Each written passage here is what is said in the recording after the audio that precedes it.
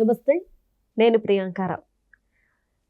రఘురామకృష్ణంరాజు గారి custodial torture కేసులో కీలక నిందితుడిగా ఉన్న బీహార్ క్యాడర్కు చెందిన ఐపీఎస్ అధికారి సునీల్ నాయక్ను ఏపీ పోలీస్ అధికారులు బీహార్లో అరెస్ట్ చేశారు. మరి ఇప్పుడు ఈ కేసు ఒక కొలిక్కి వచ్చినట్లేనా? ఇప్పుడు సునీల్ నాయక్ను విచారిస్తే ఎవరు చెప్తే ఇదంతా చేశారు, ఎందుకు ఈ విధంగా ప్రవర్తించారు, అంత కస్టోడియల్ టార్చర్ చేయాల్సిన అవసరం ఏమొచ్చింది అనే ప్రశ్నలకు సమాధానం దొరుకుద్దా అఫీషియల్గా అనేది తెలుసుకుందాం. మనతో మాట్లాడడానికి ప్రముఖ పొలిటికల్ అనలిస్ట్ అంకంరావు గారు ఉన్నారు. ఆయన అడిగి తెలుసుకుందాం. నమస్కారం సార్. నమస్తే. అంటే ఈరోజు సునీల్ నాయక్ను అరెస్ట్ చేశారు. సో ఈయన్ని విచారిస్తే గానీ రఘురామకృష్ణంరాజు గారిని ఎందుకు కస్టోడియల్ టార్చర్కి గురి చేశారు, అంత తప్పు ఆయన ఏం చేశారు, ఎవరు చెప్తే ఇదంతా చేశారు? అంటే అప్పట్లో కొన్ని వార్తలు వచ్చినాయి, జగన్మోహన్ రెడ్డి గారు వీడియో కాల్లో చూశారని చెప్పేసి ఈయన్ని కొట్టడం, వీటన్నిటి మీద ఒక క్లారిటీ వచ్చే అవకాశం ఉంది అంటారా? రఘురామకృష్ణంరాజు గారు ఆనాడు వైఎస్ఆర్సీపీ పార్టీ అధికారంలో ఉండగా ఆ పార్టీ లోక్సభ సభ్యుడు, ఈనాడు తెలుగుదేశం పార్టీ శాసనసభ్యులు ఉపసభాపతి. ఆ రోజు ఆ ప్రభుత్వమే ఆయన కొట్టించింది కాబట్టి ఆయన ఫిర్యాదును ఆ రోజు స్వీకరించలేదు. ఈరోజు కూటమి ప్రభుత్వం అధికారంలోకి వచ్చేసి ఈ రోజుకి వచ్చే తలకి 20 నెలల 10 రోజులు పూర్తయిపోయింది. ఈ కూటమి ప్రభుత్వం అధికారంలో రాంగంలోనే రఘురామకృష్ణంరాజు గారు తన మీద జరిగినటువంటి ఈ కస్టోడియల్ టార్చర్కి సంబంధించి ఎవరెవరు ఉన్నారు, విజయపాల్ అతన్ని అరెస్ట్ చేశారు, బెయిల్ మీద వెళ్ళిపోయాడు.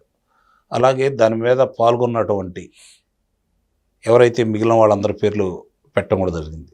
తులసిబాబు అతను ఈరోజు బెయిల్ మీద బయట ఉన్నాడు. సునీల్ కుమార్ గారు ఎవరైతే ఆ రోజు సిఐడి చీఫ్గా పనిచేశాడో ఆయన ఈరోజు సస్పెన్షన్లో ఉన్నాడు. ఇంకొక ఆయన పిఎస్ఆర్ ఆంజనేయులు.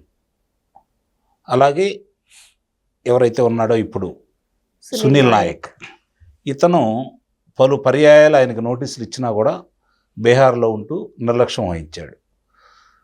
మరి ఈరోజు అతన్ని అదుపులో తీసుకున్నారు.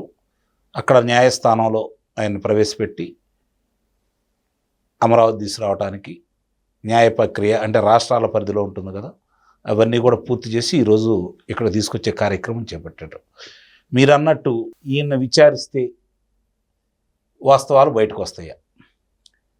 అక్కడ చాలా స్పష్టంగా రఘురామకృష్ణంరాజు గారిని కొట్టారు, చంపేయడానికి ప్రయత్నం చేశారు.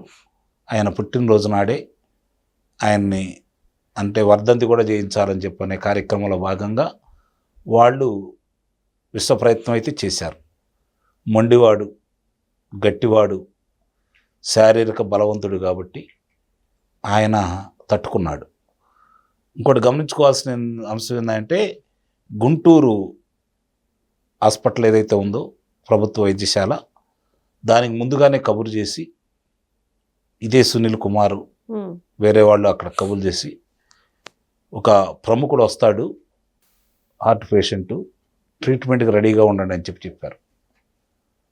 అంటే దాని అర్థం ఇలా ఆయన్ని కొడితే ఆయనకు అంతకుముందే బైపాస్ సర్జరీ అయింది కాబట్టి ఆందోళనలో ఆయనకి ఏదన్నా జరిగితే జరగాలని వాళ్ళు కోరుకున్నారు, అలాంటిది జరిగితే ఆందోళనలోనే మృతి చెందాడు అని చెప్పించాలనే ప్రయత్నం కూడా చేశారు. దానికి సంబంధించి ఆయన్ని ఇష్టారీతిగా కొట్టించినా, గుండెల మీద ఎక్కి కూర్చోబెట్టి గుద్దిచ్చినా, దాన్ని వీడియో కాల్లో వేరే వాళ్ళకి చూయించినా, అసలు ఆయనకేమీ దెబ్బలు తగలలేదని చెప్పని ఆనాటి సూపరింటెండెంట్, గుంటూరు ప్రభుత్వ వైద్యశాలకు సంబంధించిన సూపరింటెండెంట్ ప్రభావతి గారు ఆ రోజు ప్రభుత్వ ఒత్తిడికి లొంగి ఆమె కూడా తప్పుడు రిపోర్ట్ ఇచ్చింది. ఆ రోజు తప్పుడు రిపోర్ట్ ఇచ్చిన ఆమెకి ఈరోజు విచారణ సందర్భంగా వెలుసుబాటు లభించింది. అంటే ప్రస్తుతానికి ఆమెను అరెస్ట్ చేయొద్దని చెప్పని న్యాయస్థానం బెయిల్ ఇచ్చింది. అలాగే ఇప్పుడు సునీల్ కుమారు ఆల్రెడీ సస్పెండ్లో ఉన్నాడు, ఇంకా అది కొనసాగుతూనే ఉంది. పిఎస్ఆర్ ఆంజనేయులు ఎదుర్కోవాలి. విజయపాల్కు ఒకసారి పట్టుకున్నారు, అరెస్ట్ చేశారు, మరి ఆయన చెప్పాల్సింది చెప్పాడు, ఆయనకైతే బెయిల్ వచ్చింది. తులసిబాబుకు కూడా బెయిల్ వచ్చింది. నాకేం సంబంధం లేదు ఆయన చెబుతున్నాడు, కాదు అతనే నా గుండెల మీద ఎక్కి ఈ పని చేశాడు అని చెప్పని బాధితుడిగా ఉన్నటువంటి రఘురామకృష్ణరాజు గారు ఈరోజు ఫిర్యాదు చేశారు. ఇక్కడ గమనించుకోవాల్సిన అంశం ఏంటంటే రఘురామకృష్ణరాజు గారు ఏమైనా సామాన్యమైన వ్యక్తి అయితే కాదు. ఆ రోజు లోక్సభ సభ్యుడు. సరే, ఆ ప్రభుత్వం దాష్టికంగా వ్యవహరించింది కాబట్టి, ఒక నియంత ప్రభుత్వంలా సాగింది కాబట్టి, వాళ్ళ మాటే వేదంలా ఉంది కాబట్టి ఆ రోజు పట్టించుకోలేదు. ఈ కూటమి ప్రభుత్వం అధికారంలోకి వచ్చిన తర్వాత ఆయన ఫిర్యాదును స్వీకరించారు, విచారణ చేపట్టారు. కానీ వేగవంతంగా జరగలేదనేది మాత్రం వాస్తవం.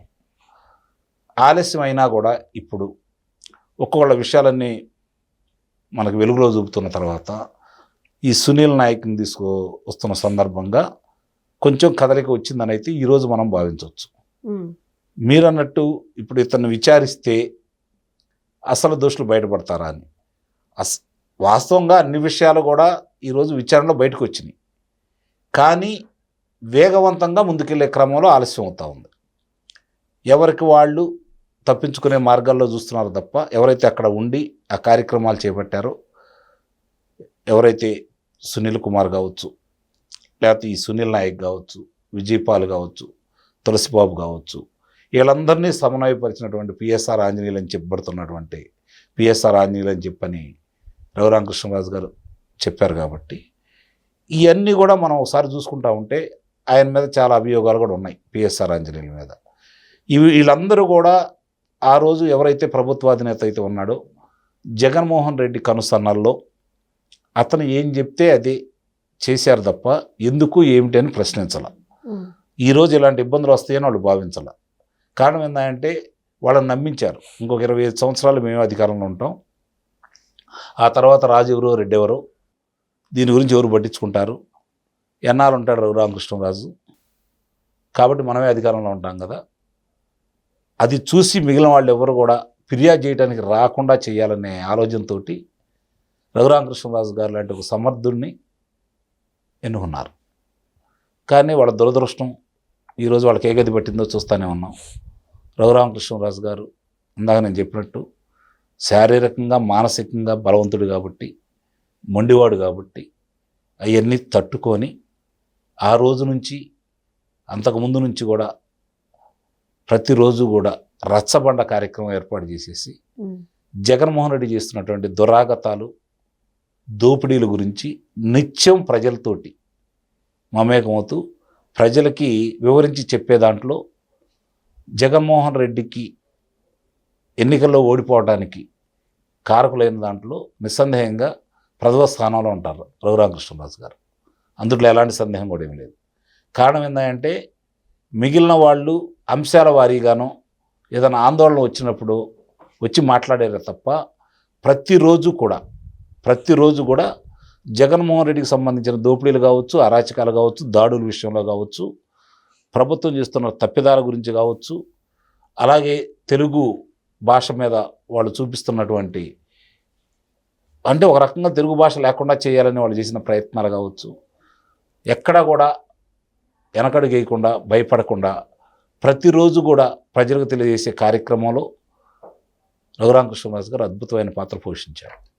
మరి అలాంటి వ్యక్తిని టార్గెట్ ఎందుకు చేసుకున్నారు అంటే, ఇలాంటి వ్యక్తిని మేము ఇలా చేశాం కాబట్టి మిగిలిన ఒళ్ళు దగ్గర పెట్టుకోండి, మా జోలికి వస్తే ఎవరికైనా ఇదే గతి పడుతుంది, కాబట్టి మీరు ఎట్టి పరిస్థితుల్లో కూడా మా జోలికి వస్తే మీకు ఇదే పడుతుందనే ఒక సందేశం ఇవ్వటానికి, ఒక హెచ్చరికను జారీ చేయడానికి రఘురామకృష్ణరాజు గారిని ఆ రోజు ఎన్నుకున్నారు.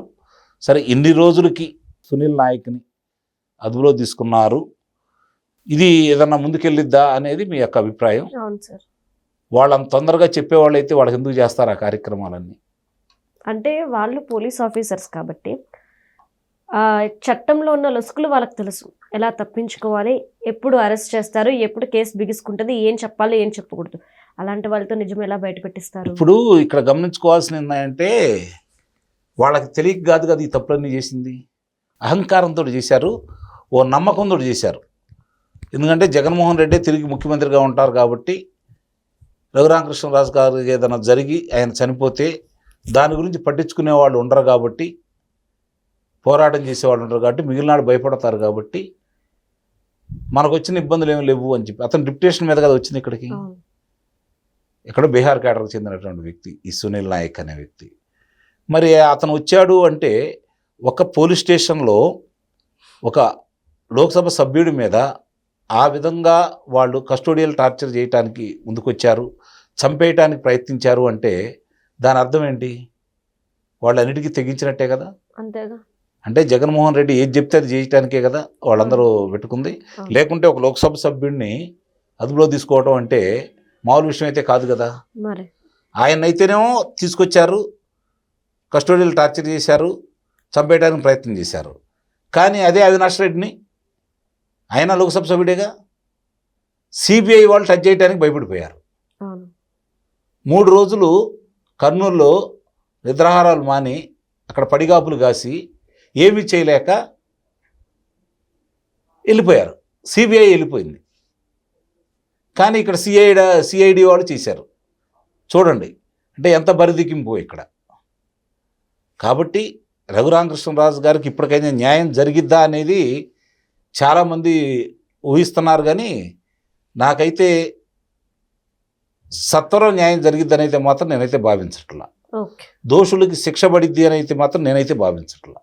ఎవరికి అది బాధ కలిగించినా ఇబ్బంది అయినా నా అభిప్రాయం నేనే చెప్తా. అంతే.